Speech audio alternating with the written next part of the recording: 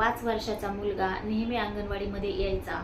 त्याच्या आई आजी त्याला सोडवायला आल्यावर सांगायच्या की डॉक्टरांनी याला शुगर सांगितली. इतक्या लवकर कशी काय शुगर होते, हाच प्रश्न माझ्या डोक्यात यायचा.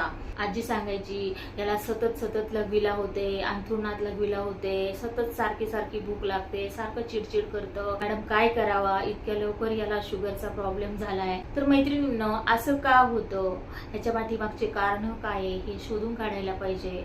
लहानपणी आपण बाळाला जास्तीत जास्त आईस्क्रीम गोड पदार्थ देऊ नका. 1 वर्षाचं होईपर्यंत मीठ देऊ नका, गोड देऊ नका. अगदी त्यानेच होतं असंही मी ग्राह्य धरीत नाही. ते बाळ जसं मोठं होत गेलं तसतसे त्याचे प्रॉब्लेम वाढत गेले. तेच बाळ मोठे झाल्यानंतर 20 वर्षांनी त्याचा नॉर्मल असा ऍक्सिडेंट झाला, त्याला दुखापत झाली, ती जखम लवकर बरी झाली नाही आणि त्याला खूप प्रॉब्लेम आले.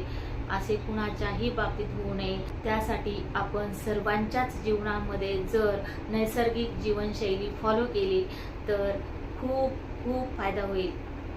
तुम्हाला जर माझ्या या सत्य घटनांमधून शिकायला मिळत असेल तर निसर्ग संस्कार यूट्यूब चॅनल सबस्क्राईब करा. व्हिडिओ आवडला असेल तर लाईक करा आणि जास्तीत जास्त नवीन मातांना शेअर करा. Thank you so much.